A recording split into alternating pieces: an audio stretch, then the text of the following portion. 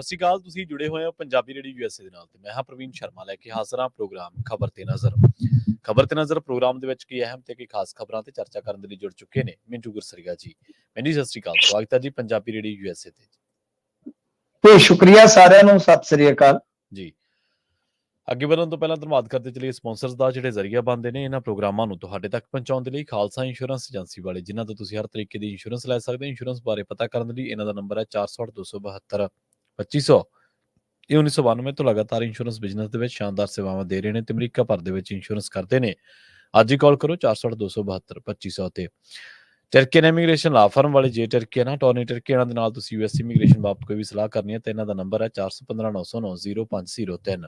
Jaswinder Singh, Nachhattar Kaur Nagra Roseville, Charan Singh, Sukhwinder Dhaliwal Arizona, Krishan Dhanota Yuba City, Baljinder Singh ਨਿਜਰੂਡਲੈਂਡ, Paramjit Kaur Rangi Vacaville, Pritpal Singh Sidhu Fresno, GN ਲਈ ਵਾਲੇ ਟਰੱਕ ਵਾਸ਼ ਕਰਦੇ ਨੇ, ਆਇਲ ਚੇਂਜ ਕਰਦੇ ਨੇ, ਏਅਰ ਬ੍ਰੇਕਾਂ ਦਾ ਕੰਮ ਤਸੱਲੀ ਬਖਸ਼ ਕਰਵਾ ਸਕਦੇ, ਨਵੇਂ ਪੁਰਾਣੇ ਟਾਇਰ ਵੀ ਇਹਨਾਂ ਤੋਂ ਮਿਲਦੇ ਨੇ। ਲੋਕੇਸ਼ਨ ਆ ਸੈਂਟਾ ਨੀਲਾ ਦੀ ਨਿੰਮਾ ਸੋਤਾ ਦੇ ਨਾਲ ਗੱਲ ਕੀਤੀ ਜਾ ਸਕਦੀ ਹੈ 209-277-01 ਤੇ ਜੱਸੀ ਗਿੱਲ, ਭੁਪਿੰਦਰ ਸਿੰਘ, ਨਿਰਮਲ ਸਿੰਘ ਸੰਧੂ ਫੈਮਿਲੀ ਬੇਕਰਸਫੀਲਡ ਤੇ ਐਂਟੀਲੂਪ ਟਰੱਕ ਸਟਾਪ ਵਾਲੇ। ਇਹਨਾਂ ਸਾਰੇ ਹੀ ਸਪਾਂਸਰਸ ਦਾ ਬਹੁਤ ਬਹੁਤ ਧੰਨਵਾਦ। ਤੇ ਜੇਕਰ ਤੁਸੀਂ ਵੀ ਪੰਜਾਬੀ ਰੇਡੀਓ ਯੂਐਸਏ ਦੇ ਇਹਨਾਂ ਪ੍ਰੋਗਰਾਮਾਂ ਨੂੰ ਸਪਾਂਸਰ ਕਰਨਾ ਚਾਹੁੰਦੇ ਹੋ ਤਾਂ ਸਟੂਡੀਓ ਦਾ ਨੰਬਰ ਹੈ 408-272-5200। ਅੱਜ ਦਾ ਇਹ ਖਬਰ ਤੇ ਨਜ਼ਰ ਪ੍ਰੋਗਰਾਮ ਸਾਲ 2024 ਦੀ 8 ਅਪ੍ਰੈਲ ਦਾ ਪ੍ਰੋਗਰਾਮ ਹੈ ਤੇ ਦਿਨ ਅੱਜ ਸੋਮਵਾਰ ਹੈ। ਮਿੰਟ ਜੀ ਖਬਰਾਂ ਦੇ ਵੱਲ ਆਈਏ। ਸ਼ੁਰੂਆਤ ਕਰੀਏ ਅੰਮ੍ਰਿਤਪਾਲ ਸਿੰਘ ਤੋਂ। ਉਹਨਾਂ ਦੀ ਮਾਤਾ ਨੂੰ ਪੁਲਿਸ ਨੇ ਗ੍ਰਿਫਤਾਰ ਕੀਤਾ ਜੀ। ਹਾਂਜੀ, ਦੇਖੋ ਗੱਲ ਇਹ ਆ ਕਿ ਇਹ ਜਿਹੜਾ ਇਹਨਾਂ ਨੇ ਸਾਰਾ ਮਾਮਲਾ ਵਰਤਾਇਆ ਹੈ, ਇਹਦਾ ਜੇ ਆਪਾਂ ਦੇਖੀਏ ਤਾਂ ਮੁੱਖ ਜਿਹੜਾ ਕੇਂਦਰ ਬਿੰਦੂ ਸੀਗਾ ਉਹ ਸੀਗਾ ਤਲਵੰਡੀ ਸਾਬੋ ਤੋਂ ਜੀ ਖਾਲਸਾ ਚੇਤਨਾ ਮਾਰਚ ਜਿਹੜਾ ਉਹ ਕੱਢਿਆ ਜਾਣਾ ਸੀਗਾ। ਤਾਂ ਉਸ ਤੋਂ ਪਹਿਲਾਂ ਹੀ ਇਹ ਜਿਹੜਾ ਚੇਤਨਾ ਮਾਰਚ ਸੀਗਾ ਇਹ ਜਦੋਂ ਯਾਨੀ ਅੱਜ ਸਵੇਰੇ ਨਿਕਲਣਾ ਸੀ ਇੰਡੀਆ ਦੇ ਟਾਈਮ, ਤਾਂ ਉਹ ਤੋਂ ਪਹਿਲਾਂ ਹੀ ਫੜੋ ਫੜਾਈ ਇਹਨਾਂ ਨੇ ਮਾਝੇ 'ਚ ਸ਼ੁਰੂ ਕਰ ਦਿੱਤੀ ਸੀ। ਅਕਾਲੀ ਦਲ ਦੇ ਅੰਮ੍ਰਿਤਸਰ ਦੇ ਖਾਸ ਤੌਰ ਤੇ ਕੁਝ ਲੀਡਰ ਜਾਂ ਹੋਰ ਜਿਹੜੀਆਂ ਪੰਥਕ ਧਿਰਾਂ ਜਥੇਬੰਦੀਆਂ ਉਹਨਾਂ ਨਾਲ ਤਾਲੁਕ ਰੱਖਣ ਵਾਲੇ ਬੰਦੇ ਜਿਹੜੇ ਇਹਨਾਂ ਨੇ ਰਾਉਂਡ ਅਪ ਕਰ ਲਏ ਸਨ। ਫਿਰ ਬਾਅਦ ਦੇ ਵਿੱਚ ਪਤਾ ਲੱਗਿਆ ਕਿ ਇਹਤਿਆਤਨ ਸ਼ਬਦ ਇਹਨਾਂ ਨੇ ਇਸਤੇਮਾਲ ਕੀਤਾ ਅੰਮ੍ਰਿਤਸਰ ਦੇ ਜਿਹੜੇ ਡੀਸੀਪੀ ਆਲਮ ਵਿਜੇ ਸਿੰਘ ਜੀ ਜੀ ਕਿ ਅਮਰਤਪਾਲ ਸਿੰਘ ਦੀ ਮਾਂ ਬਲਵਿੰਦਰ ਕੌਰ ਨੂੰ ਜੀ ਨਿਆਂਇਕ ਹਿਰਾਸਤ ਦੇ ਵਿੱਚ ਭੇਜ ਦਿੱਤਾ ਹੈ ਤੇ ਇਹ ਗ੍ਰਿਫਤਾਰੀ ਇਹਤਿਆਤਨ ਹੋਈ ਆ। ਮਤਲਬ ਤੁਸੀਂ ਇਹਤਿਆਤਨ ਸਮਝਦੇ ਹੋ ਕਿ ਇਹਤਿਆਤ ਵਜੋਂ ਕਿ ਕੋਈ ਗੜਬੜ ਨਾ ਹੋਵੇ, ਇਹਤਿਆਤ ਵਜੋਂ ਜੀ ਅਸੀਂ ਹਿਰਾਸਤ ਦੇ ਵਿੱਚ ਨਾਲ ਅਮਰਤਪਾਲ ਸਿੰਘ ਦਾ ਚਾਚਾ ਜਿਹੜਾ ਸੁਖਚੈਨ ਸਿੰਘ ਤੇ 3 ਹੋਰ ਵਿਅਕਤੀਆਂ ਨੂੰ ਵੀ ਇਹਨਾਂ ਨੇ ਪੁਸ਼ਟੀ ਕੀਤੀ ਕਿ ਅਰੈਸਟ ਕੀਤਾ ਗਿਆ ਹੈ।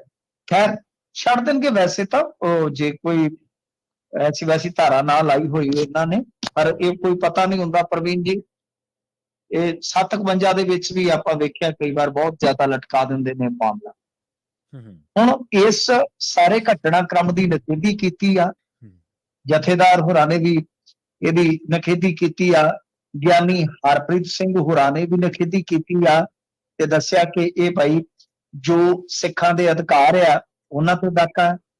ਕਾਫੀ ਤਿੱਖਾ ਪ੍ਰਤੀਕਰਮ ਜਿਹੜਾ ਹੈ ਉਹ ਦਿੱਤਾ ਗਿਆ ਗਿਆਨੀ ਹਰਪ੍ਰੀਤ ਸਿੰਘ ਵੱਲੋਂ। ਦੇਖੋ ਗੱਲ ਬੜੀ ਸਰਲ ਆ, ਸਿੰਪਲ ਆ। ਤੁਹਾਨੂੰ ਪਤਾ ਹੀ ਆ ਕਿ ਇਹਨਾਂ ਦਿਨਾਂ ਦੇ ਵਿੱਚ ਚੋਣ ਜ਼ਾਬਤਾ ਤੇ ਹੈਗਾ, ਆਪਾਂ ਮੰਨਦੇ ਆ। ਚੋਣ ਜ਼ਾਬਤਾ ਲੱਗਿਆ ਹੋਣ ਦੇ ਬਾਵਜੂਦ ਕਿਸਾਨ ਖੰਡੌਰੀ ਬੈਠੇ ਆ, ਕਿਸਾਨ ਭਰਾ ਸ਼ੰਭੂ ਬੈਠੇ ਆ, ਉਹ ਵੀ ਆਪਣਾ ਪ੍ਰੋਟੈਸਟ ਇੱਕ ਤਰ੍ਹਾਂ ਨਾਲ ਕਰ ਰਹੇ ਨੇ। ਫਿਰ ਅੱਜ ਤੋਂ ਇਲਾਵਾ ਜੇ ਤੁਸੀਂ ਵੇਖੋਗੇ ਅੱਜ ਵੀ ਵਾਪਰਿਆ ਚੱਲਦਾ ਹੀ ਰਹਿੰਦਾ ਹੈ ਕਿ ਚੋਣ ਜ਼ਾਬਤੇ ਦੇ ਦਰਮਿਆਨ ਜਦੋਂ ਪ੍ਰਚਾਰ ਕੀਤਾ ਜਾ ਰਿਹਾ, ਕੰਪੇਨ ਕੀਤਾ ਜਾ ਰਿਹਾ, ਤਾਂ ਉਸ ਵਕਤ ਵੀ ਘਰਾਓ ਕੀਤੇ ਜਾ ਰਹੇ ਨੇ। ਭਾਰਤੀ ਜਨਤਾ ਪਾਰਟੀ ਵਾਲੇ ਆਗੂ ਜਿਹੜੇ ਆ ਉਹ ਘੇਰੇ ਜਾ ਰਹੇ ਜੀ। ਤੇ ਜਦੋਂ ਇਹ ਸਾਰਾ ਕੁਝ ਚੱਲੀ ਜਾ ਰਿਹਾ ਇਸ ਤਰ੍ਹਾਂ ਦਾ ਮਤਲਬ ਕਿ ਵਿਰੋਧ ਵੀ ਚੱਲੀ ਜਾ ਰਿਹਾ ਹੈ, ਸ਼ਾਂਤਮਈ ਢੰਗ ਦੇ ਨਾਲ ਜੇ ਕੋਈ ਚੇਤਨਾ ਮਾਰਚ ਕੱਢਣਾ ਚਾਹੁੰਦਾ ਹੈ, ਕੋਈ ਹੋਰ ਇਸ ਤਰ੍ਹਾਂ ਦਾ ਜਿਵੇਂ ਇਹਨਾਂ ਨੇ ਕੀਤਾ, ਤੁਹਾਨੂੰ ਪਤਾ ਦਿੱਲੀ ਦੇ ਵਿੱਚ ਕਿੱਡਾ ਵੱਡਾ ਇਕੱਠ ਕਰਕੇ ਆਏ,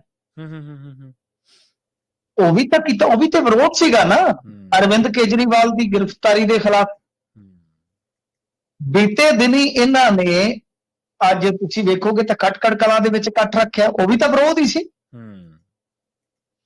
ਵਰਤ ਰੱਖਿਆ। ਮੇਰੇ ਕਹਿਣ ਦਾ ਮਤਲਬ ਆ ਕਿ ਤੁਸੀਂ ਕਿਸੇ ਤੋਂ ਵੀ ਪਰਮਿਸ਼ਨ ਦਾ ਜਿਹੜਾ ਸਾਈਨ ਕਰਵਾਓ ਕਿ ਅਸੀਂ ਤੁਹਾਨੂੰ ਪਰਮਿਸ਼ਨ ਦੇ ਰਹੇ ਹਾਂ, ਉਹਦੇ ਵਿੱਚ ਸ਼ਰਤਾਂ ਆਪਣੇ ਆਪ ਆ ਜਾਂਦੀਆਂ ਹੁੰਦੀਆਂ। ਤੁਸੀਂ ਪਿੰਡ ਟੂਰਨਾਮੈਂਟ ਕਰਵਾਉਣਾ ਹੈ ਨਾ, ਵੈਸੇ ਤਾਂ ਪਰਮਿਸ਼ਨ ਨਹੀਂ ਲਈ ਜਾਂਦੀ, ਸਾਡੇ ਪਿੰਡ ਨੂੰ ਤਾਂ ਅਸੀਂ ਪਰਮਿਸ਼ਨ ਲੈਨੇ ਆ ਬਕਾਇਦਾ, ਤਾਂ ਜਿਹੜੀ ਉਹ ਪਰਮਿਸ਼ਨ ਹੁੰਦੀ ਆ ਉਹਦੇ ਵਿੱਚ ਸ਼ਰਤਾਂ ਆਪੇ ਲਿਖੀਆਂ ਹੁੰਦੀਆਂ, ਇਹ ਸ਼ਰਤਾਂ ਤੁਸੀਂ ਆਪੇ ਮੰਨੋਗੇ। ਤਾਂ ਤੁਸੀਂ ਉਸੇ ਤਰ੍ਹਾਂ ਜਿਹੜੀ ਵੀ ਕੋਈ ਪਰਮਿਸ਼ਨ ਦੇਣੀ ਸੀ ਉਹ ਦੇ ਕੇ ਤੇ ਕਹਿੰਦੇ ਕਿ ਹਾਂ ਭਾਈ ਤੁਸੀਂ ਆਪੇ ਸ਼ਾਂਤਮਈ ਢੰਗ ਦੇ ਨਾਲ ਜੋ ਮਾਰਚ ਕੱਢਣਾ ਕੱਢ ਲਓ, ਗੱਲ ਖਤਮ ਹੈ। ਤਾਂ ਹੁਣ ਪ੍ਰਤੀਕਰਮ ਵੀ ਆ ਰਹੇ ਆ, ਸਾਰਾ ਕੁਝ ਆ ਰਿਹਾ। ਤਾਂ ਖੈਰ ਇਹ ਮਾਮਲਾ ਤੁਹਾਨੂੰ ਪਤਾ ਹੀ ਹੈ, ਇਹ ਜੁੜਦਾ ਜਾ ਕੇ ਡਿਬਰੂਗੜ੍ਹ ਦੇ ਵਿੱਚ ਜੋ ਨਜ਼ਰਬੰਦ ਨੇ ਉਹਨਾਂ ਬੰਦੀਆਂ ਨੂੰ ਕਿ ਪੰਜਾਬ ਦੇ ਵਿੱਚ ਸ਼ਿਫਟ ਕੀਤਾ ਜਾਵੇ, ਤੇ ਉਸੇ ਸਿਲਸਿਲੇ ਦੇ ਵਿੱਚ ਆਪਾਂ ਵੇਖਿਆ ਸੀਗਾ ਭੁੱਖ ਹੜਤਾਲਾਂ ਵੀ ਹੋਈਆਂ, ਬਥੇਰਾ ਕੁਝ ਹੋਇਆ ਤੇ ਚੇਤਨਾ ਮਾਰਗ ਤੱਕ ਗੱਲ ਪਹੁੰਚੀ ਸੀਗੀ।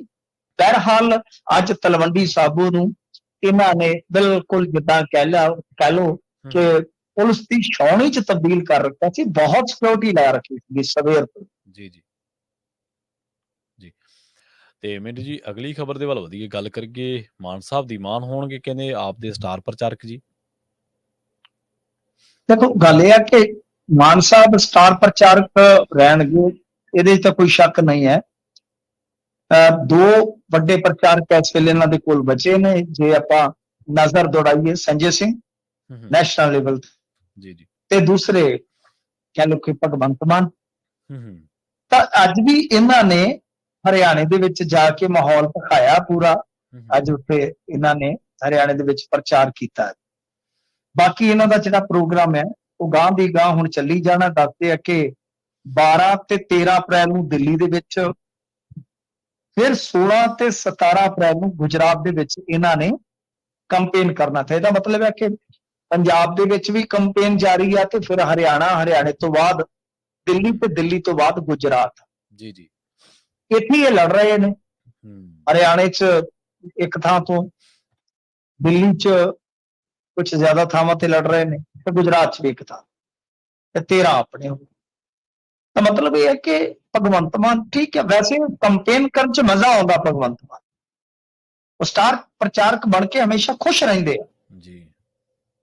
ਭਾਸ਼ਣ ਮਤਲਬ ਜਿੱਦਾਂ ਲੰਮੇ ਚੌੜੇ ਦੇ ਸਕਦੇ ਆ, ਜੋ ਉਹਨਾਂ 'ਚ ਕਾਬਲੀਅਤ ਹੈ ਉਹ ਪੂਰਾ ਖੁੱਲ ਕੇ ਉਸ ਚੀਜ਼ ਦਾ ਇਸਤੇਮਾਲ ਕਰਕੇ ਕਰਾਊਡ ਪੁੱਲਰ ਬਣਦੇ ਆ, ਤੁਹਾਨੂੰ ਪਤਾ ਹੀ ਆ। ਹੁਣ ਗੱਲ ਇਹ ਆ ਕਿ ਦੇਖੋ ਚਲੋ ਚੋਣ ਪ੍ਰਚਾਰ ਕਰਨਾ ਵੀ ਪਊਗਾ, ਚੋਣ ਪ੍ਰਚਾਰ ਦਾ ਤੁਹਾਨੂੰ ਪਤਾ ਹੀ ਆ ਖਰਚਾ ਕਿਵੇਂ ਆਉਣਾ, ਕਿਉਂਕਿ ਜਹਾਜ਼ ਜੂਝ ਤੇ ਸਾਰੇ ਇਧਰੋਂ ਆਪਣੇ ਵੱਲੋਂ ਵੀ ਇਸਤੇਮਾਲ ਹੋਣੇ ਨੇ, ਜਿਹੜੇ ਕਿ ਹੋ ਵੀ ਰਹੇ ਆ। ਪਰ ਜੇ ਆਪਾਂ ਸਿਆਸੀ ਤੌਰ ਤੇ ਵੀ ਵੇਖੀਏ, ਗੱਲ ਸਿਆਸਤ ਦੀ ਕਰੀਏ, ਤਾਂ ਭਗਵੰਤ ਮਾਨ ਵਾਸਤੇ ਔਖਾ ਹੈ, ਕਿਉਂਕਿ ਕੱਲ ਇਹਨਾਂ ਨੇ ਆਪਣੇ ਮੂੰਹੋਂ ਕਿਹਾ ਕਿ ਜਲੰਧਰ ਤੇ ਬਠਿੰਡਾ ਸੀਟ ਜਿਹੜੀ ਹੈ ਨਾ ਉਹ ਜ਼ੋਰ ਲਾ ਕੇ ਜਿੱਤਣੀ ਆ ਹਰ ਹਾਲ ਦੇ ਵਿੱਚ। ਇਹਦਾ ਮਤਲਬ ਹੈ ਕਿ ਕਿਤੇ ਨਾ ਕਿਤੇ ਜ਼ੋਰ ਲਾਉਣ ਦੀ ਜ਼ਰੂਰਤ ਪੈ ਰਹੀ ਆ ਨਾ। ਜੀ ਜੀ, ਇਸ ਤਰ੍ਹਾਂ ਹੋਰ ਕਈ ਸੀਟਾਂ ਨੇ ਜਿੱਥੇ ਆਮ ਆਦਮੀ ਪਾਰਟੀ ਫਸੀ ਪਈ ਹੈ ਪੰਜਾਬ ਦੇ ਵਿੱਚ। ਸੋ ਇਸ ਕਰਕੇ ਹੁਣ ਜਦੋਂ ਉਧਰ ਗਏ ਭੱਜ ਕੇ ਉਧਰ ਗਏ, ਤੇ ਤੁਹਾਨੂੰ ਪਤਾ ਸਮਾਂ ਜਿਹੜਾ ਹੈ ਉਹ ਫਿਰ ਜਾਇਆ ਤਾਂ ਹੁੰਦਾ ਹੀ ਆ ਪ੍ਰਚਾਰ ਦੇ ਵਿੱਚ, ਜੋ ਪੰਜਾਬ ਨੂੰ ਸਮਾਂ ਦੇਣਾ ਉਹ ਤੇ ਜਾਇਆ ਹੋਏਗਾ ਨਾ। ਤੇ ਉਧਰੋਂ ਕਰਮਜੀਤ ਅਨਮੋਲ, ਜੀਪੀ, ਉਹ ਸਾਰੇ ਖਿਲਾਰੇ ਆ ਮਾਨ ਸਾਹਿਬ ਨੇ। ਸੋ ਇਸ ਵਾਸਤੇ ਮਾਨ ਸਾਹਿਬ ਵਾਸਤੇ ਦੋਹਰੀ ਚੁਣੌਤੀ ਆ। ਦੋਹਰੀ ਚੁਣੌਤੀ ਇਹ ਆ ਕਿ ਇੱਕ ਤਾਂ ਸਫ਼ਰ ਕਰਨਾ, ਵੱਖ-ਵੱਖ ਮੁੱਦੇ ਜਿਹੜੇ ਆ ਵੱਖ-ਵੱਖ ਸਟੇਟਾਂ ਦੇ ਉਸ ਹਿਸਾਬ ਕਿਤਾਬ ਨਾਲ ਜਾ ਕੇ ਬੋਲਣਾ ਹੈ, ਤੇ ਫਿਰ ਦੂਸਰੇ ਪਾਸੇ ਚੈਲੰਜ ਇਹ ਆ ਕਿ ਜੇ ਇੱਥੋਂ ਰਿਜ਼ਲਟ ਮਾੜਾ ਨਾ ਆਇਆ, ਇੱਥੋਂ ਰਿਜ਼ਲਟ ਚੰਗਾ ਨਾ ਆਇਆ, ਮਾੜਾ ਆਇਆ, ਤਦ ਵੀ ਮਾਨ ਸਾਹਿਬ ਤੇ ਦਬਾਅ ਹੈ ਨਾ, ਕਈ ਚੀਜ਼ਾਂ ਹੁੰਦੀਆਂ। ਇਸ ਵਾਸਤੇ ਚਲੋ ਸਟਾਰ ਪ੍ਰਚਾਰਕ ਦੇ ਤੌਰ ਤੇ ਤਾਂ ਉਹ ਵਿਚਰਨਗੇ, ਪਰ ਕਈ ਚੀਜ਼ਾਂ ਨੇ ਜਿਹੜੀਆਂ ਕਿ ਆਪਾਂ ਸਮਝ ਸਕਦੇ ਹਾਂ, ਉਹ ਦਿਖਾ ਰਹੀਆਂ ਸੰਕੇਤਕ ਨੇ ਕਿ ਭਗਵੰਤ ਮਾਨ ਹੋਰਾਂ ਤੇ ਇਸ ਵੇਲੇ ਰਿਕਾਰਡ ਪੈਦਾ ਕਰਨਾ, ਜਿਹੜਾ 13-0 ਕਿ 13-0 ਦਾ ਉਹਨਾਂ ਨੇ ਜੁਮਲਾ ਦਿੱਤਾ ਹੋਇਆ ਕਿ 13-0 ਦਾ ਰਿਕਾਰਡ ਪੈਦਾ ਕਰਨਾ, ਤਾਂ ਉਹਦੇ ਵਾਸਤੇ ਯਾਨੀ ਰਿਜ਼ਲਟ ਵਾਸਤੇ ਦਬਾਅ ਪੂਰਾ ਹੈ। ਜੀ ਜੀ ਜੀ। ਤੇ ਆਪ ਵਿਧਾਇਕ ਦਾ ਕਹਿੰਦੇ ਪਿਤਾ ਬਣ ਗਿਆ ਉਮੀਦਵਾਰ ਹੈ, ਕਿਤੇ ਉਹੀ ਵਿਧਾਇਕ ਨਹੀਂ ਜਿਹੜਾ ਕਾਂਗਰਸ ਤੋਂ ਆਇਆ ਮਿੰਟੂ ਜੀ, ਗੋਲਡੀ ਕੰਬੋਜ ਦੇ ਫਾਦਰ ਸਾਹਿਬ ਸ਼ਾਇਦ। ਤੇ ਇਹ ਗੋਲਡੀ ਕੰਬੋਜ ਕਾਂਗਰਸ ਚੋਂ ਆਇਆ, ਤੇ ਇਹਦਾ ਜਿਹੜਾ ਪਿਓ ਆ ਉਹ ਕਈ ਪਾਰਟੀਆਂ ਚੋਂ ਆਇਆ। ਜੀ ਜੀ ਜੀ ਜੀ। ਸੁਰਿੰਦਰ ਤੇ ਇਲੈਕਸ਼ਨ ਲੜਿਆ ਹਜ਼ੂਰ 92 ਵਾਲਾ ਇਲੈਕਸ਼ਨ ਲੜਿਆ ਹੈ ਜੀ 97 ਵਾਲਾ ਇਲੈਕਸ਼ਨ ਲੜਿਆ 11,000 ਵੋਟ ਲੈ ਗਿਆ ਸੀ ਫਿਰੋਜ਼ਪੁਰ ਤੋਂ ਭਾਰਤੀ ਜਨਤਾ ਪਾਰਟੀ ਵੱਲੋਂ ਉਦੋਂ ਲੜਿਆ ਫਿਰ ਬਾਅਦ ਚ ਕਾਂਗਰਸ ਚ ਆ ਗਏ ਜੀ ਕਾਂਗਰਸ ਚੋਂ ਚੱਲਦੇ ਚੱਲਦੇ ਤਾਂ ਉਸ ਦਿਨ ਸੁਣਿਆ ਮੈਂ ਅਕਾਲੀ ਦਲ ਅੰਮ੍ਰਿਤਸਰ ਚ ਵੀ ਰਿਹਾ ਠੀਕ ਹੈ ਹੁਣ ਭਾਰਤੀ ਜਨਤਾ ਪਾਰਟੀ ਕਾਂਗਰਸ ਅਕਾਲੀ ਦਲ ਅੰਮ੍ਰਿਤਸਰ ਇਧਰੋਂ ਹੁੰਦੇ ਹੋਏ ਅਚਾਨਕ ਉਹ ਬਹੁਜਨ ਸਮਾਜ ਪਾਰਟੀ ਦੇ ਦਫ਼ਤਰ ਪਹੁੰਚਦੇ ਆ ਉਥੋਂ ਟਰੋਪਾ ਪਵਾ ਕੇ ਤੇ ਨਾਲ ਦੀ ਨਾਲ ਟਿਕਟ ਮਿਲ ਜਾਂਦਾ ਜੀ ਗੋਲਡੀ ਕੰਬੋਜ ਤੇ ਕਹਿ ਚੁੱਕਾ ਕਿ ਬਈ ਮੇਰਾ ਆਪਦੇ ਪਿਓ ਨਾਲ ਤਾਲੁਕਾਤ ਹੀ ਹੈ ਨਹੀਂ ਕੋਈ ਪਰ ਉੱਥੋਂ ਦੇ ਸ਼ਹਿਰ ਦੇ ਵਿੱਚ ਜੇ ਜਾਈਏ ਕਿਉਂਕਿ ਸ਼ਹਿਰ ਤੋਂ ਬਹੁਤੀ ਦੂਰ ਨਹੀਂ ਹੈ ਸਾਡੇ ਇਲਾਕੇ 'ਚ ਹੀ ਹੈ ਹਾਂਜੀ ਜਾਈਏ ਤੇ ਉੱਥੇ ਚੁੰਝ ਚਰਚੇ ਵੱਖਰੀ ਕਿਸਮ ਦੇ ਰਾਤ ਬਰਾਤੇ ਜਿਵੇਂ ਆ ਬਾਦਲ ਫੈਮਿਲੀ ਮਿਲ ਕੇ ਲੈਂਦੇ ਸੀ ਇਹ ਤਾਂ ਕਿਤੇ ਹੋਣਾ ਕੋਈ ਹਿਸਾਬ ਕਿਤਾਬ ਖੈਰ ਬਥੇਰੇ ਚਰਚੇ ਨੇ ਉੱਥੇ ਹੁਣ ਗੱਲ ਇਹ ਹੈ ਕਿ ਇਹਦੇ ਅੰਦਰ ਰਹਿ ਕੇ ਆਇਆ ਜੀ ਆ ਥੋੜਾ ਸਮਾਂ ਪਹਿਲਾਂ ਵਸੂਲੀ ਦੇ ਮਾਮਲੇ ਦੇ ਵਿੱਚ ਬਲੈਕਮੇਲਿੰਗ ਦੇ ਮਾਮਲੇ 'ਚ ਸੁਰਿੰਦਰ ਕੰਬੋਜ ਤੇ ਮੁਕੱਦਮਾ ਬਣ ਗਿਆ ਸੀ ਤੁਹਾਨੂੰ ਯਾਦ ਹੋਣਾ ਜਿਸ ਤੋਂ ਬਾਅਦ ਗੋਲਡੀ ਕੰਬੋਜ ਨੂੰ ਸਾਫ਼ ਕਰਨਾ ਪਿਆ ਸੀ ਜੀ ਤਾਂ ਮੁਕੱਦਮੇ ਮਤਲਬ ਕਿ ਇੱਕ ਤੋਂ ਵਧੇਰੇ ਵੀ ਆ ਹੁਣ ਕਿੰਨੇ ਐਗਜ਼ੈਕਟ ਮੈਂ ਨਹੀਂ ਦੱਸ ਸਕਦਾ ਉੱਥੇ ਜਦੋਂ ਇਹ ਭਰਨਗੇ ਹਲਫਨਾਮਾ ਭਰਨਗੇ ਫਿਰ ਆਪਾਂ ਨੂੰ ਪਤਾ ਲੱਗ ਜਾਣਾ ਵਾ ਹੁਣ ਗੱਲ ਇਹ ਹੈ ਕਿ ਬਹੁਜਨ ਸਮਾਜ ਪਾਰਟੀ ਮੋਹਨ ਸਿੰਘ ਫਲੀਆਂ ਵਾਲਾ 2 ਵਾਰ ਇੱਥੋਂ ਜਿੱਤੇ ਨੇ ਸੰਗਰੂਰ ਜੀ ਜੀ ਸੌਰੀ ਸੰਗਰੂਰ ਨਿਕਲਾ ਫਿਰੋਜ਼ਪੁਰ 2 ਵਾਰੀ ਜਿੱਤੇ ਤੇ ਆਖਰੀ ਵਾਰ ਜਦੋਂ ਜਿੱਤੇ ਮੋਹਨ ਸਿੰਘ ਫਲੀਆਂ ਵਾਲਾ ਇਹ ਜੇ ਮੈਂ ਨਹੀਂ ਭੁੱਲਦਾ ਤੇ 35-36% ਵੋਟ ਲੈ ਗਏ ਸਨ ਤੇ 2014 ਦੇ ਵਿੱਚ ਬਸਪਾ ਦਾ ਜਿਹੜਾ ਵੋਟ ਸ਼ੇਅਰ ਸੀਗਾ ਜੀ ਉਹ ਸੀਗਾ 1.47 ਇਹਦਾ ਮਤਲਬ ਹੈ ਕਿ ਉਹ ਜਿਵੇਂ ਕੁਮਰ ਵਿਜੇ ਪ੍ਰਤਾਪ ਨੇ ਕਿਹਾ ਸੀ ਕਿਆ ਹੋ ਗਿਆ ਦੇਖਦੇ ਦੇਖ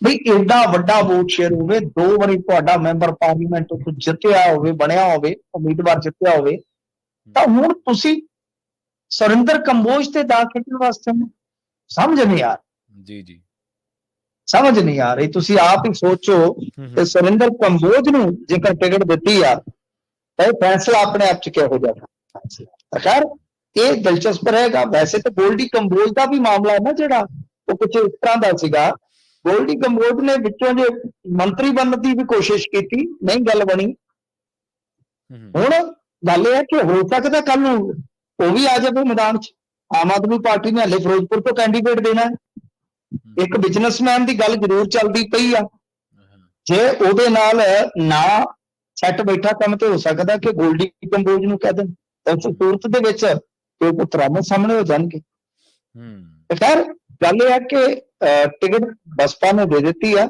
ਪਰ ਮੈਨੂੰ ਬਸਪਾ ਦਾ ਫੈਸਲਾ ਹਾਲਾਂਕਿ ਮੈਂ ਵਿਅਕਤੀਗਤ ਤੌਰ ਤੇ ਆਪਾਂ ਕਿਸੇ ਦੇ ਵਿਰੋਧੀ ਨਹੀਂ ਆ ਜੋ ਹੈ ਸੋ ਹੈ ਪਰ ਮੈਨੂੰ ਬਸਪਾ ਦੀ ਇਹ ਜਿਹੜੀ ਹਕਮਤ ਅਮਲੀ ਆ ਰਣਨੀਤੀ ਆ ਉਹ ਸੱਚ ਜਾਣੋ ਮੈਨੂੰ ਜਚੀ ਨਹੀਂ ਕਿਉਂਕਿ ਇੱਥੇ ਜੇ ਤੁਸੀਂ ਦੇਖੋਗੇ ਫਿਰੋਜ਼ਪੁਰ ਦੀ ਸੀਟ ਏਦਾਂ ਦੀ ਆ ਪਹਿਲੇ ਨੰਬਰ ਤੇ ਰਾਏ ਸਿੱਖਾਂ ਦੀ ਵੋਟ ਆ ਦੂਜੇ ਨੰਬਰ ਤੇ ਜੱਟ ਵੋਟ ਆ ਗਈ ਜਰਨਲ ਵੋਟ ਤੀਸਰੇ ਨੰਬਰ ਤੇ ਬਣ ਗਏ ਚੌਥੇ ਨੰਬਰ ਤੇ ਕੰਬੋਜ ਆ ਗਏ ਨੇ ਤਾਂ ਹੋਰ ਕੋਈ ਚਿਹਰਾ ਲੈ ਕੇ ਤੁਸੀਂ ਉਹ ਵੋਟਾਂ ਜਿਹੜੀਆਂ ਸੀਗੀਆਂ ਸਾਧ ਸਕਦੇ ਸੀਗੇ ਯਾਨੀ ਐਸੀ ਭਾਈਚਾਰੇ ਦੀ ਵੋਟ ਪਲੱਸ ਕੰਬੋਜ ਬਰਾਦਰੀ ਦੀ ਵੋਟ ਰਾਏ ਸਿੱਖਾਂ ਦੀ ਵੋਟ ਇੱਕ ਵਧੀਆ ਕੈਂਡੀਡੇਟ ਦੇਣ ਕਰਕੇ ਤੁਸੀਂ ਲੈ ਸਕਦੇ ਸੀ ਪਰ ਪਤਾ ਨਹੀਂ ਕਿਉਂ ਦੇਖਦੇ ਬਾਕੀ ਸੁਰਿੰਦਰ ਜੀ ਕੀ ਗੁਲ ਖਿਲਾਉਂਦੇ ਨੇ ਜੀ ਤੇ ਮਲੂਕਾ ਦੀ ਨੂੰਹ ਦਾ ਅਸਤੀਫਾ ਹਲੇ ਮਨਜ਼ੂਰ ਨਹੀਂ ਹੋਇਆ ਮਿੰਟੂ ਜੀ ਦੇਖੋ ਇਹ ਜਿਹੜਾ ਸ਼ਬਦ ਇਸਤੇਮਾਲ ਆ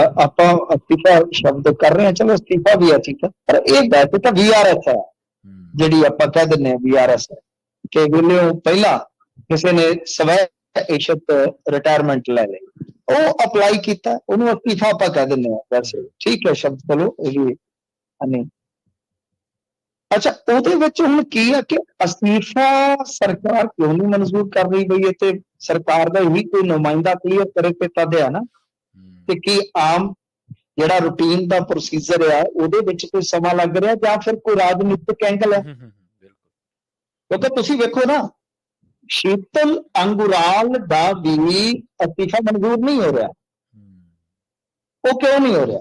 ਜੀ ਸ਼ੀਤਲ ਅੰਗਰਾਲ ਦਾ ਅਸਤੀਫਾ ਇਸ ਵਾਸਤੇ ਮਨਜ਼ੂਰ ਨਹੀਂ ਹੋ ਰਿਹਾ ਕਿ ਕਿਤੇ ਚੋਣ ਕਮਿਸ਼ਨ ਬਰੋਬਰ ਹੈ ਜਿੰਨੀ ਚੋਣ ਨਾ ਕਰਵਾ ਦੇਵੇ।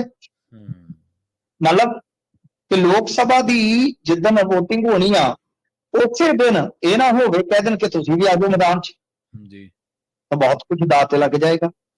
ਸੋ ਇਸ ਕਰਕੇ ਹੁਣ ਹਾਲਾਂਕਿ ਇੱਕ ਚੀਜ਼ ਆ ਕਿ ਜਦੋਂ ਤੱਕ ਸ਼ੀਤਲ ਅੰਗਰਾਲ ਦਾ ਅਸਤੀਫਾ ਮਨਜ਼ੂਰ ਨਹੀਂ ਹੁੰਦਾ ਉਦੋਂ ਤੱਕ ਪ੍ਰਵੀਨ ਦੀ ਤਨਖਾਹ, ਭੱਤੇ, ਐਸ਼ੋ ਇਸ਼ਰਤ ਜੋ ਵੀ ਆ ਉਹਦੀ ਚੱਲਦੀ ਰਹਿਣੀ ਆ।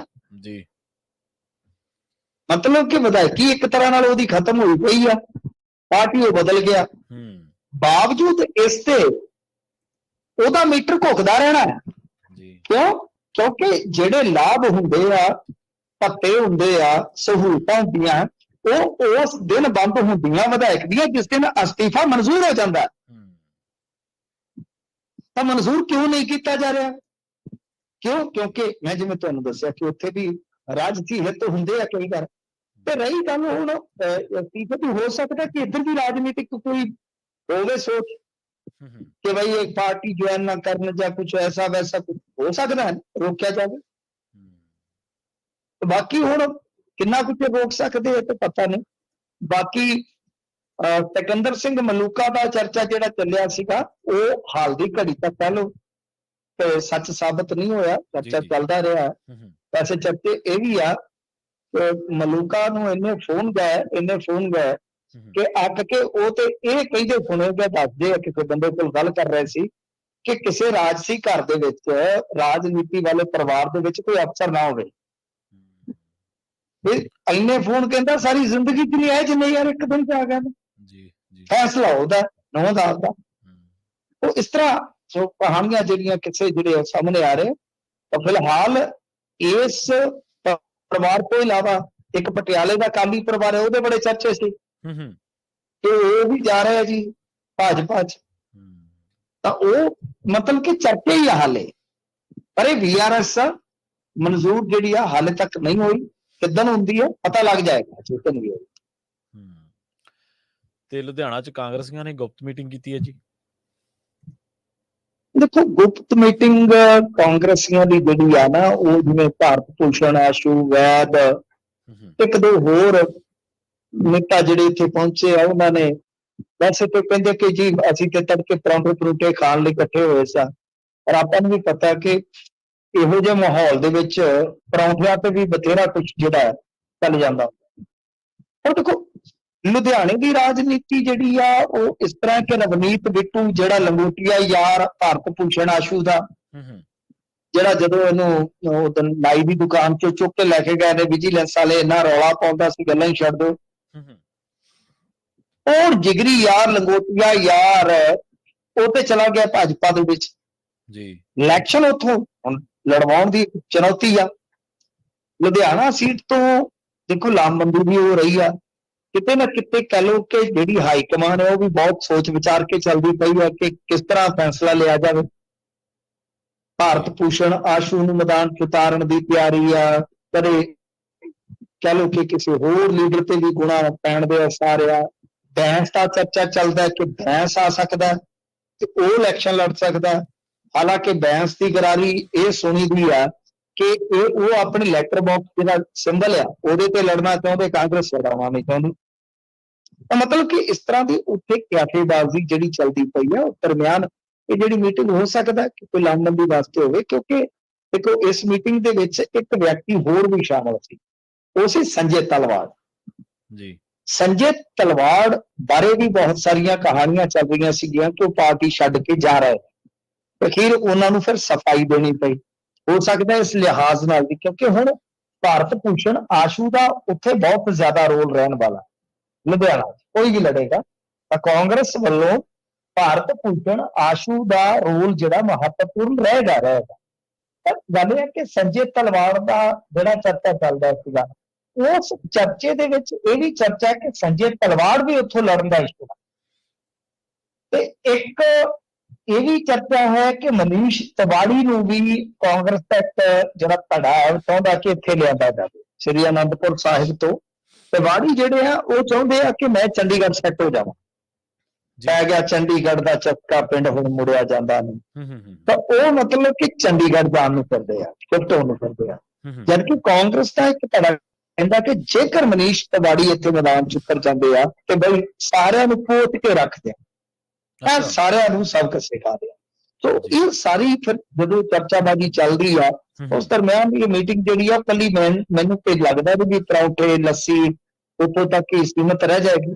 ਚਰਚਾਵਾਂ ਤੇ ਚੱਲੀਆਂ ਹੋਣਗੀਆਂ, ਜ਼ਰੂਰ ਚੱਲੀਆਂ ਹੋਣਗੀਆਂ, ਤੇ ਬਾਕੀ ਦੇਖੋ ਜੋ ਇਸ ਵੇਲੇ ਕਾਂਗਰਸ ਦਾ ਓਵਰਆਲ ਆ, ਸੁਖਪਾਲ ਸਿੰਘ ਖਹਿਰਾ ਇਸ਼ਾਰਾ ਦੇ ਗਿਆ ਕਿ ਮੇਰੇ ਵੱਲੋਂ ਫੁੱਲ ਤਿਆਰੀ ਹੈ ਸੰਗਰੂਰੋਂ, ਹਾਂਜੀ ਹਾਂਜੀ ਬਿਲਕੁਲ ਇਹ ਪਾਰਟੀ ਹਾਈਕਮਾਨ ਚਾਹੇਗੀ। ਹੂੰ ਇਹਦਾ ਮਤਲਬ ਹੈ ਕਿ ਸੰਗਰੂਰ ਸੀਟ ਵੀ ਫਸੀ ਹੋਈ ਆ। ਅਸੀਂ ਇਸ ਵਾਸਤੇ ਆ ਕਿ ਟਿਕਟ ਕਿਹਨੂੰ ਦਿੱਤੀ ਜਾਵੇ। ਜੀ ਉਧਰ ਵਿਜੇਂਦਰ ਸਿੰਗਲਾ ਪੱਟਾਂ ਤੇ ਥਾਪੀਆਂ ਮਾਰ ਕੇ ਆਖਣ ਡਿਆ ਕਿ ਮੈਨੂੰ ਦਿਓ। ਫਿਰ ਫਤਿਹਗੜ੍ਹ ਸਾਹਿਬ ਦਾ ਵੀ ਮਸਲਾ ਕੁਛ ਇਸੇ ਕਿਸਮ ਦਾ ਹੀ ਆ ਕਿ ਉੱਥੋਂ ਡਾਕਟਰ ਅਮਰ ਸਿੰਘ ਰਿਪੀਟ ਹੋਣਾ ਚਾਹੁੰਦੇ ਆ, ਤੇ ਚੰਨੀ ਸਾਹਿਬ ਵੇਖ ਰਹੇ ਆ ਕਿ ਜੇ ਜਲੰਧਰੋਂ ਗੱਲ ਨਾ ਬਣੀ ਫਿਰ ਇੱਥੇ ਆ ਜਾਣਗੇ। ਤਾਂ ਉਸ ਸੂਰਤ ਦੇ ਵਿੱਚ ਵੀ ਚੱਕਰ ਹੈ, ਤੇ ਜਲੰਧਰੋਂ ਤੇ ਰੌਲਾ ਪੈ ਹੀ ਰਿਹਾ। ਹਾਂਜੀ ਹਾਂਜੀ ਚੌਧਰੀ ਫੈਮਿਲੀ ਤੇ ਚੰਨੀ ਦਾ ਤਾਂ ਇਸ ਤਰ੍ਹਾਂ ਮਤਲਬ ਕਿ ਇਹ ਚੀਜ਼ਾਂ ਜਿਹੜੀਆਂ ਨੇ ਉਹ ਉਲਝਾਵੀਂ ਸਥਿਤੀ ਪੈਦਾ ਕਰ ਰਹੀਆਂ ਨੇ ਕਾਂਗਰਸ ਵਾਸਤੇ। ਤੇ ਇਸੇ ਵਾਸਤੇ ਅੱਜ ਇਹਨਾਂ ਦੀ ਜਿਹੜੀ ਉਹ ਕੇਂਦਰੀ ਇਲੈਕਸ਼ਨ ਕਮੇਟੀ ਹੁੰਦੀ ਆ, ਉਹਦੀ ਮੀਟਿੰਗ ਸੀ, ਤੇ ਦੱਸਦੇ ਆ ਕਿ ਨਾ ਤੇ ਤਕਰੀਬਨ ਇਹ ਫਾਈਨਲ ਕਰੀ ਬੈਠੇ ਆ। ਐਲਾਨ ਇਸੇ ਕਰਕੇ ਨਹੀਂ ਹੋ ਰਿਹਾ, ਜਿਵੇਂ ਮੈਂ ਤੁਹਾਨੂੰ ਦੱਸਿਆ ਕਿ ਕੋਈ ਤਿਆਰੀ ਆ ਕਿਸੇ ਦੀ ਕਿ ਹਾਂ ਬਈ ਜੇ ਮੰਨ ਲਓ ਮੈਨੂੰ ਟਿਕਟ ਨਹੀਂ ਮਿਲਦੀ ਤੇ ਮੈਂ ਉਡਾਰੀ ਕਰ ਲੈਣੀ। ਤੇ ਇਹ ਸਾਰੀਆਂ ਚੀਜ਼ਾਂ ਜਿਹੜੀਆਂ ਨੇ ਉਹ ਟਾਈਮ ਲੈ ਰਹੀਆਂ ਕਾਂਗਰਸ ਦੇ ਲਿਹਾਜ਼ ਨਾਲ। ਜੀ ਜੀ ਜੀ ਤੇ ਮਿੰਟੂ ਜੀ ਜਾਂਦੇ ਜਾਂਦੇ ਗੱਲ ਕਰੀਏ ਆਪਾਂ ਆਪ ਨੇਤਾ ਸੰਜੇ ਸਿੰਘ ਦੀ ਭਾਜਪਾ ਤੇ ਗੰਭੀਰ ਦੋਸ਼ ਲਾਏ ਆ ਜੀ। ਹਾਂਜੀ ਦੇਖੋ, ਸੰਜੇ ਸਿੰਘ ਅੱਜ ਕੱਲ ਪੂਰੇ ਐਕਟਿਵ ਨੇ। ਆਪਾਂ ਗੱਲ ਵੀ ਕੀਤੀ ਹੈ ਕਿ ਇਸ ਵੇਲੇ ਹਮਲਾਵਰ ਜਿਹੜੇ ਤਰਜਮਾਨ ਨੇ ਉਹਨਾਂ ਦੇ ਵਿੱਚੋਂ ਸੰਜੇ ਸਿੰਘ ਪ੍ਰਮੁੱਖ ਆ, ਕਾਫੀ ਹਮਲਾਵਰ ਰਹੇ ਨੇ ਸ਼ੁਰੂ ਤੋਂ ਹੀ। ਅੱਛਾ, ਇਹਨਾਂ ਨੇ ਇੱਕ ਇਲੈਕਟੋਰਲ ਬੌਂਡ ਦੇ ਵਿੱਚ ਖੁਲਾਸਾ ਕੀਤਾ ਹੈ ਕਿ ਇੱਥੇ 33 ਕੰਪਨੀਆਂ ਜਿਨ੍ਹਾਂ ਨੂੰ 7 ਸਾਲਾਂ ਵਿੱਚ 1 ਲੱਖ ਕਰੋੜ ਰੁਪਏ ਦਾ ਨੁਕਸਾਨ ਹੋਇਆ, ਅਤੇ 17 ਕੰਪਨੀਆਂ ਨੇ ਜਾਂ ਤਾਂ ਜ਼ੀਰੋ ਟੈਕਸ ਅਦਾ ਕੀਤਾ ਹੈ ਜਾਂ ਟੈਕਸ ਛੋਟ ਪ੍ਰਾਪਤ ਕੀਤੀ ਆ। ਇੱਕ ਕੰਪਨੀ ਨੇ 3 ਗੁਣਾ ਲਾਭ ਜਿਹੜਾ ਆਪਦਾ ਦਾਨ ਕੀਤਾ। ਇਸ ਦੇ ਨਾਲ ਹੀ ਇੱਕ ਕੰਪਨੀ ਨੇ ਆਪਣੇ ਮੁਨਾਫੇ ਤੋਂ 93 ਗੁਣਾ ਜ਼ਿਆਦਾ ਦਾਨ। 3 ਕੰਪਨੀਆਂ ਜਿਨ੍ਹਾਂ ਨੇ 28 ਕਰੋੜ ਰੁਪਇਆ ਦਾਨ ਕੀਤਾ ਤੇ ਜ਼ੀਰੋ ਟੈਕਸ ਆ। ਮਤਲਬ ਉਹੀ ਹੈ, ਹਾਫਿਆਂ ਨੂੰ ਜੇ ਆਪਾਂ ਸੰਖੇਪ ਚ ਸਮਝਣਾ ਹੋਵੇ, ਉਹਨਾਂ ਦੇ ਅੰਕੜੇ ਜਿਹੜੇ ਆ ਉਹਨਾਂ ਦੀ ਤਫਸੀਲ ਚ ਜਾਏ ਤੋਂ ਬਗੈਰ ਜੇ ਸਮਝਣਾ ਹੋਵੇ ਕਿ ਉਹੀ ਫਰਾਡ ਚੱਲ ਰਿਹਾ ਗੈਰ ਕੰਪਨੀਆਂ ਦੇ ਜ਼ਰੀਏ, ਜਾਂ ਕਹਿ ਲਓ ਕਿ ਜਿਹੜਾ ਡਰ ਸੀਗਾ, ਜਾਂ ਉਹ ਕੰਪਨੀਆਂ ਜਿਹੜੀਆਂ ਘਾਟੇ 'ਚ ਚੱਲ ਰਹੀਆਂ ਉਹ ਕਿਉਂ ਦੇਣਗੇ। ਅਸੂਲ ਇੱਕ ਬੜਾ ਮਾਮਲਾ ਨਾ ਤੁਹਾਨੂੰ ਮੈਂ ਦੱਸਾਂ ਉਲਝਣ ਵਾਲਾ ਹੁੰਦਾ ਕੀ ਆ ਪ੍ਰਵੀਨ ਜੀ, ਕਈ ਵਾਰ ਇਹ ਕੰਪਨੀਆਂ ਵਿਖਾਤੇ ਕੰਪਨੀਆਂ ਰਹੀਆਂ, ਭਾਵੇਂ ਉਹ ਘਾਟੇ ਵਾਲੀਆਂ ਜਾਂ ਉਹ ਲਾਭ ਤੋਂ 93 ਗੁਣਾ ਜ਼ਿਆਦਾ ਦੇ ਰਹੀਆਂ। ਹੁੰਦਾ ਕੀ ਹੈ ਕਿ ਉਹਨਾਂ ਕੰਪਨੀਆਂ ਇਸਤੇਮਾਲ ਕੀਤਾ ਜਾਂਦਾ ਬਲੈਕ ਮਨੀ ਦੇਣ ਵਾਸਤੇ। ਯਾਨੀ ਪੈਸਾ ਪਿੱਛੋਂ ਕਿਸੇ ਹੋਰ ਦਾ ਹੁੰਦਾ।